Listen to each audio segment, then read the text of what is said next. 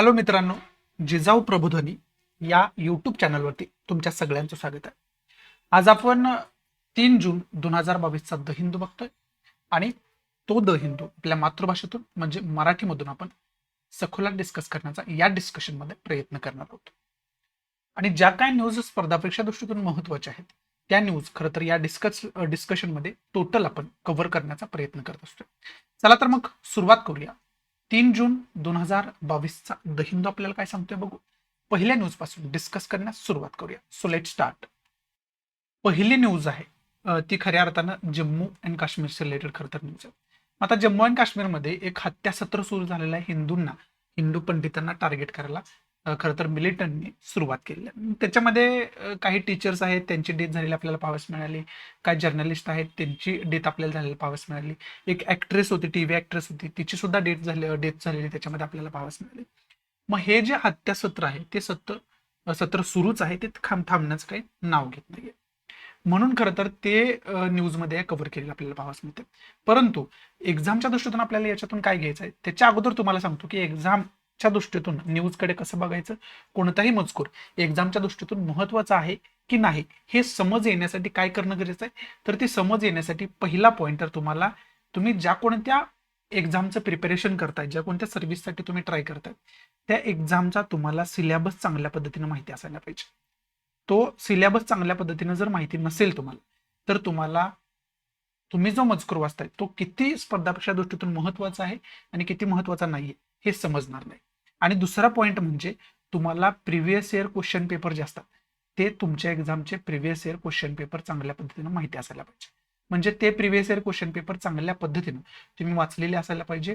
त्याच्यावरती चांगली तुम्ही कमांड घ्यायला पाहिजे. या दोन गोष्टी परफेक्ट असल्याशिवाय तुम्ही जो मजकूर वाचता आहात तो एक्झामच्या दृष्टीतून महत्वाचा आहे की नाही हे तुम्हाला समजणार नाही. त्यामुळे लोकसत्ताचं तर रेग्युलर आपलं लेक्चर सुरूच आहे. त्या लेक्चरमध्ये सुद्धा अनेक वेळा मी तुम्हाला सांगितले की तुम्ही ज्या कोणत्या एक्झामचं प्रिपरेशन करताय त्याचा सिलेबस परफेक्ट करा, त्याचं प्रिव्हियस इयर क्वेश्चन पेपर चांगल्या पद्धतीने बघून ठेवा आणि त्यानंतरच खऱ्या अर्थानं रिडिंग करायला सुरुवात करा, अभ्यास करायला चांगल्या पद्धतीने सुरुवात करा. जर तुम्हाला तुमचा स्टडी योग्य डायरेक्शननं करायचा असेल, योग्य दिशेनं तुमचा अभ्यास तुम्हाला करायचा असेल आणि लवकरात लवकर यश मिळवायचं असेल तर खऱ्या अर्थानं तुम्हाला योग्य दिशा ओळखणं गरजेचं आहे. आणि ती योग्य दिशा कोणती आहे तर सिलेबस आणि क्वेश्चन पेपर. हे समजल्यानंतर मग बाकीचं कोणतं ऍडव्हान्स बुक वापरू, कोणतं नको, कोणता क्लास जॉईन करू, कोणता नको, ह्या नंतरच्या गोष्टी आहेत. पहिल्यांदा तुम्हाला सिलेबस आणि क्वेश्चन पेपरची समज असायला पाहिजे. ठीक आहे. ही समज असल्याशिवाय तुम्हाला खऱ्या अर्थानं एक्झाम पेपरमध्ये विशेष करून काय येईल आणि न्यूज पेपरमध्ये आपण काय वाचायचं, कोणत्या न्यूज वाचायच्या आणि कोणत्या न्यूज सोडून द्यायच्या हे समज येणार. सो या सिलेबसच्या दृष्टीतून प्रिव्हियस इयर क्वेश्चन पेपरच्या दृष्टीतूनच आपण खरं तर न्यूज पेपर डिस्कस करत असतोय. मग आपण पहिली न्यूज कशाबद्दल डिस्कस करतो तर जम्मू काश्मीरशी रिलेटेड हत्याकांड जे तिथं सुरू आहे त्याच्याविषयी आपण बोललो. आता याच्यातून एक्झाम पर्स्पेक्टिव्हनं तुम्हाला काय घ्यायचं आहे तर पहिला की पॉईंट जम्मू आणि काश्मीरमध्ये जो बदल झालेला अलीकडच्या वर्षांमध्ये तो कोणता आहे तर आर्टिकल 370 हटवण्यात आलेला आहे. मग तुम्हाला आर्टिकल 370 मध्ये नेमक्या काय तरतुदी होत्या त्याचबरोबर आणखी कोणतं आर्टिकल हटवले 35A हे एक आर्टिकल हटवण्यात आले. या दोन आर्टिकलच्या तरतुदी तुम्हाला चांगल्या पद्धतीने माहिती असायला पाहिजे. आणि आता जम्मू आणि काश्मीर असू द्या किंवा काश्मीर असू द्या याला काय युनियन टेरिटरीचा दर्जा देण्यात आलेला आहे. मग युनियन टेरिटरीचा दर्जा म्हणजे काय, स्टेट आणि युनियन टेरिटरीमध्ये काय फरक असतो ह्याचा एक सखोला तुम्ही अभ्यास करून ठेवायला पाहिजे. भारतीय राज्यघटनेच्या दृष्टीतून याचा अभ्यास करायला पाहिजे. म्हणजे इंडियन कॉन्स्टिट्यूशन मध्ये युनियन टेरिटरीच्या काय तरतुदी दिलेल्या आहेत त्या तरतुदी तुम्हाला अभ्यास करणं अत्यंत गरजेचं आहे. हा दुसरा खरं तर की पॉईंट आपला होऊ शकतोय. तिसरा की पॉईंट या न्यूजमध्ये आपण काय घेऊ शकतो तर तिसरा की पॉईंट आपण जम्मू अँड काश्मीरचं जॉग्राफिकल लोकेशन आपण बघून ठेवणं गरजेचं आहे.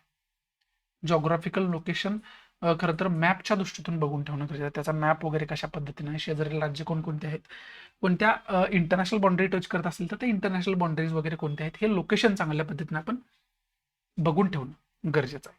हे तुर्तास आत्ता तर हे 3 की पॉईंट खऱ्या अर्थानं आपला या न्यूजमधून निघतायत. मग आता पहिला जो की पॉईंट होता आणि दुसरा की पॉईंट होता तो कोणत्या सब्जेक्टच्या दृष्टीतून महत्वाचा होता तर तो इंडियन कॉन्स्टिट्यूशन म्हणजे पॉलिटिक्सच्या दृष्टीतून महत्वाचा होता. आणि तिसरा जो की पॉईंट आहे तो कोणत्या सब्जेक्टच्या दृष्टीतून महत्वाचा आहे तो आहे जॉग्राफीच्या दृष्टीतून महत्वाचा. म्हणजे ही जी न्यूज आहे ती जॉग्राफीच्या दृष्टीतून आणि पॉलिटिक्सच्या दृष्टीतून या दोन सब्जेक्टच्या दृष्टीतून महत्वाची आहे. असं आपण म्हणू शकतो. या 2 सब्जेक्टला आपण डायरेक्टली सिलेबसमध्ये कनेक्ट करू शकतो. बाकी या न्यूजमध्ये इम्पॉर्टंट असं काही नाहीये. पुढची जी न्यूज आहे ती लँग्वेजच्या आधारावरती खरं तर न्यूज आहे. धर्मेंद्र प्रधान जे एज्युकेशन मिनिस्टर आहेत, आपले युनियन एज्युकेशन मिनिस्टर, त्यांनी हे सांगितलेलं आहे की ऑल आर नॅशनल लँग्वेजेस. म्हणजेच काय, तर फक्त हिंदी आणि इंग्लिश ही नॅशनल लँग्वेज नसून सगळ्याच आपण नॅशनल लँग्वेज मानायला पाहिजे, असं त्यांनी खरं तर सांगितलं आहे. आता आपल्या देशाची कोणती नॅशनल लँग्वेज आहे का हो? तर आपल्या देशाची अजून तरी कोणतीही नॅशनल लँग्वेज खरं तर डिक्लेअर झालेली नाही.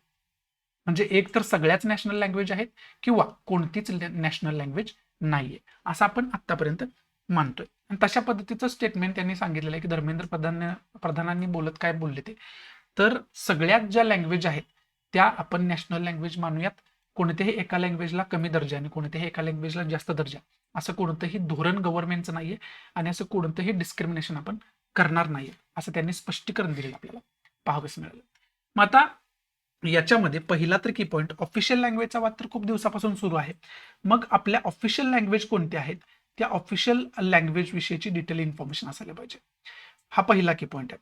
दुसरा की पॉईंट, भारतीय राज्यघटनेमध्ये लँग्वेज रिलेटेड तरतुदी काय काय दिलेल्या आहेत, त्या तरतुदी आपल्याला माहिती असायला पाहिजे. याच्याशी रिलेटेड आर्टिकल कोणतं आहे ते आर्टिकल आपण अभ्यास करून ठेवायला पाहिजे. याच्याशी रिलेटेड स्केड्यूल कोणतं आहे, त्या स्केड्यूलचा आपण डिटेलमध्ये अभ्यास करून ठेवायला पाहिजे. आणि याच्याशी रिलेटेड भारतीय राज्यघटनेचा पार्ट कोणता आहे, भाग कोणता आहे, याचा आपण डिटेलमध्ये अभ्यास करून ठेवायला पाहिजे. त्या दृष्टीतून खरं तर ही न्यूज महत्वाची आहे असं आपण म्हणू शकतो. म्हणजे एकंदरीत लँग्वेजच्या दृष्टीतून ही न्यूज महत्वाची आहे. रिजनल लँग्वेज असू द्या किंवा ऑल इंडिया लँग्वेज असू द्या, त्या सगळ्या लँग्वेजची तरतूद कशा पद्धतीनं भारतीय राज्यघटनेमध्ये दिलेली आहे आणि भारतीय राज्यघटनेमध्ये ऑफिशियल लँग्वेज विषयी विशेष बोलले गेले, विशेष लिहिलं गेले. मग ते काय लिहिलं गेले या सगळ्याचा आपण डिटेलमध्ये अभ्यास करून ठेवायला पाहिजे. बाकी याच्यामध्ये इम्पॉर्टंट असं काही नाहीये. म्हणजे एकंदरीत भारतीय राज्यघटनेच्या दृष्टीतून ही न्यूज महत्वाची आहे असं आपण म्हणू शकतोय. पुढची न्यूज आहे ती इंडियामधून डिप्लोमॅट्स खरं तर पाठवण्यात आलेत काबूलमध्ये, म्हणजे अफगाणिस्तानमध्ये. कशासाठी, तर तालिबानशी बोलणं करण्यासाठी. आता विशेष करून अफगाणिस्तानमध्ये आता कुणाची सत्ता आहे, तर अफगाणिस्तानमध्ये आता तालिबान खरं तर या संघटनेची सत्ता आहे. मग आता याच्या अगोदर तिथं लोकशाही सरकार होतं, डेमोक्रेटिक गव्हर्नमेंट होतं आणि तेव्हा आपण जवळजवळ $2 मिलियन तिथं इन्व्हेस्टमेंट $2 बिलियन इन्व्हेस्टमेंट आपण तिथं केली होती. मग आता ती इन्व्हेस्टमेंट जी आहे ती डेमोक्रेटिक गव्हर्नमेंट खालसा झाल्यानंतर खरं तर संपुष्टात आली, असंच खरं तर मानण्यात आलं होतं. परंतु आता पुन्हा एकदा इंडिया जो आहे तो तालिबान सोबत चांगले संबंध डेव्हलप करण्याच्या तयारीमध्ये आहे आणि तालिबान सुद्धा त्याला अनुकूल प्रतिसाद देताना वारंवार आपल्याला पाहावयास मिळतं. त्यामुळे पुन्हा एकदा अफगाणिस्तानचे आपले संबंध पूर्ववत होण्याची शक्यता निर्माण झालेली आहे आणि त्याच्यासाठीच आता डिप्लोमॅट्स वगैरे पाठवणे इंडियाचं सुरू आहे आणि पाठवलेले सुद्धा आहेत असं सांगणारी हे खरं तर न्यूज आहे. मग आता याच्यामधून काय की पॉईंट घेऊ शकतो आपण. पहिला तर की पॉईंट, इंटरनॅशनल रिलेशनच्या दृष्टीतून आपल्याला काय करायचं आहे, इंडियाचे आणि अफगाणिस्तानचे रिलेशनशिप कशा पद्धतीचं आहे या रिलेशनशिपचा चांगल्या पद्धतीनं अभ्यास करून ठेवणं अत्यंत गरजेचं आहे. पहिलं टास्क आहे आपलं, हा पहिला की पॉईंट आपला असू शकतो. आणि दुसरा की पॉईंट, अफगाणिस्तानचं लोकेशन इंडियापासून कशा पद्धतीनं आहे हे खरं तर मॅपवरती आपण डिटेलमध्ये बघून ठेवणं अत्यंत गरजेचं आहे आणि ते आपण चांगल्या पद्धतीनं बघून ठेवायला पाहिजे. बाकी या न्यूजमध्ये इम्पॉर्टंट असं काही नाहीये. या 2 की पॉईंटचा खरं तर तुर्तास आपण अभ्यास करून ठेवायला पाहिजे आणि इंटरनॅशनल रिलेशनशिपमध्ये सगळेच बाकी की पॉईंट येतात, त्यामुळे हे 2 की पॉईंट महत्वाचे आहेत असं आपण म्हणू शकतोय. बाकी या न्यूजमध्ये इम्पॉर्टंट असं काही नाहीये. पुढची न्यूज आहे ती इंडिया इस्रायल विषयी खरं तर न्यूज आहे. इंडिया आणि इस्रायलमध्ये डिफेन्समध्ये आता खऱ्या अर्थानं टाय होणार आहे. त्याच्यामध्ये 2 कंट्री ज्या आहेत त्या कॉपरेशन करण्याचा इथून पुढे प्रयत्न करणार आहेत. मग आता याच्या अगोदर इंडियाचा आणि इस्रायलचा संबंध कशा पद्धतीने होतो, तर याच्या अगोदर सुद्धा इंडिया इस्रायल संबंध जे आहेत ते खूप चांगल्या पद्धतीचे संबंध होते आणि आता आणखी त्याला खरं तर नवीन उभारी देण्याचा प्रयत्न केला जातोय, एक नवीन उजाला त्याला देण्याचा खरं तर प्रयत्न केला जातोय.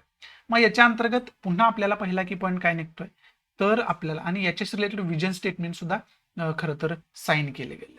मग ते बाकी इन्फॉर्मेशन काढण्यापेक्षा आपल्याला पहिला की पॉईंट, इंटरनॅशनल रिलेशनच्या दृष्टीतून इंडिया इस्रायल संबंध आपण बघून ठेवायचे, त्याची हिस्ट्री काय आहे, प्रेझेंटमध्ये कशा पद्धतीचे संबंध आहेत, या सगळ्याचा एकदाच आपण अभ्यास करून ठेवायचा, डायरेक्टली ते सिलेबसला कनेक्ट होतं.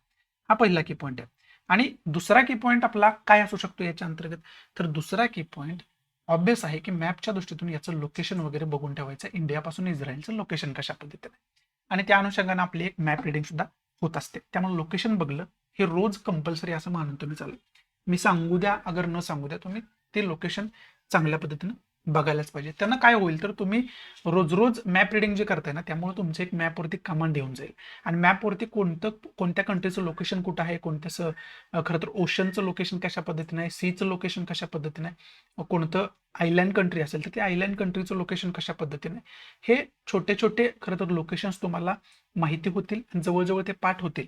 आणि अशा पद्धतीच्या वरती युपीएससी असू द्या किंवा एमपीएससी असू द्या, हे अनेक वेळा प्रश्न विचारते प्रिलियमला वगैरे. त्यामुळं तिथं तुम्हाला त्याची उत्तर द्यायला डिफिकल्टी होणार नाहीये.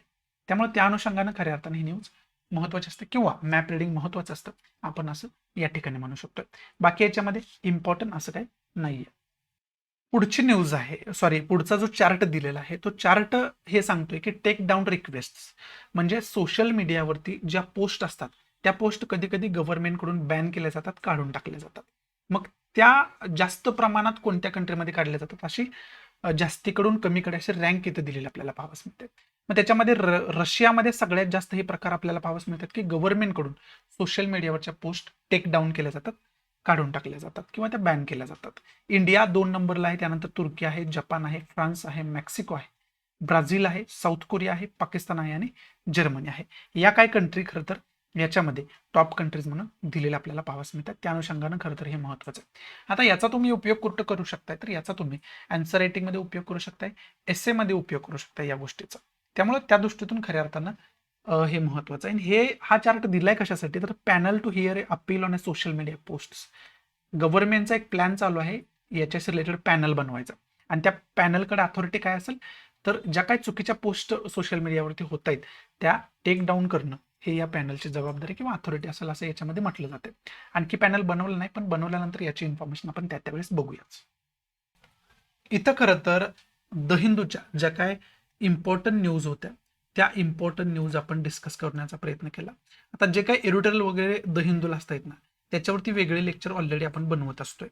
त्यामुळं ते परत याच्यामध्ये डिस्कस करण्याची काही गरज नाही. जे काही महत्त्वाचे इश्यूज आहेत त्याच्यावरती आपण स्पेशल लेक्चर बनवत असतोय, जेणेकरून त्याची सगळी इन्फॉर्मेशन मी तुम्हाला देऊ शकेल. जसे की रशिया युक्रेन युद्ध चालू आहे, मग रशिया युक्रेन युद्धाविषयी सगळं इन्फॉर्मेशन सगळी देणारे लेक्चर 2-3 लेक्चर ऑलरेडी मी बनवून ठेवले, 3 लेक्चर ऑलरेडी बनवून ठेवलेले आहेत.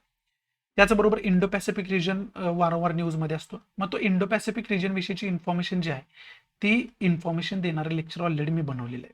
त्याचबरोबर याच्यामध्ये युएसएचा काय हस्तक्षेप आहे, चायनाचा काय हस्तक्षेप आहे, इंडियाचा त्याच्यामध्ये काय रोल आहे, याच्यावरती सुद्धा वेगळे लेक्चर ऑलरेडी आपण बनवून ठेवलेले आहे. म्हणजे असे वेगवेगळे जे काही इंटरनॅशनल लेवलला गाजणारे मुद्दे असतात त्या मुद्द्यांवरती स्पेशल लेक्चर मी बनवत असतोय. त्यामुळे ते मुद्दे रिपीटेडली परत द हिंदू या डिस्कशनमध्ये डिस्कस करण्यात काय पॉईंट नसतोय. आपण फक्त या डिस्कशनमध्ये न्यूज ज्या महत्त्वाच्या असतात त्या न्यूज आपण कव्हर करण्याचा प्रयत्न करत असतोय. आणि लोकसत्तामध्ये तर आपण अनेक न्यूज करतच असतोय कव्हर. आणि डेली डिस्कशन जे आहे ते डेली डिस्कशन आपलं लोकसत्ताचं असतं सकाळी, आणि संध्याकाळी द हिंदूचं डिस्कशन असतं. सो या ठिकाणी मी तुमची रजा घेतो. आवडत असेल तर प्लीज लाईक करा, नसेल तर डिसलाईक करा. आणि डिसलाईक का केलं हे कमेंट बॉक्समध्ये नक्की सांगा, जेणेकरून तुमच्या इन्स्ट्रक्शननुसार त्याच्यामध्ये मी इम्प्रोव्हायझेशन करू शकेन. आणि जास्तीत जास्त आपल्या मराठी विद्यार्थ्यांना शेअर करा, जेणेकरून सर्व मराठी विद्यार्थ्यांचा फायदा होऊ शकेल. सो या ठिकाणी तुमची रजा घेतो. भेटू आपण अशाच इंटरेस्टिंग नवीन लेक्चरमध्ये. तोपर्यंत thanks for watching. Good bye, take care, जय हिंद.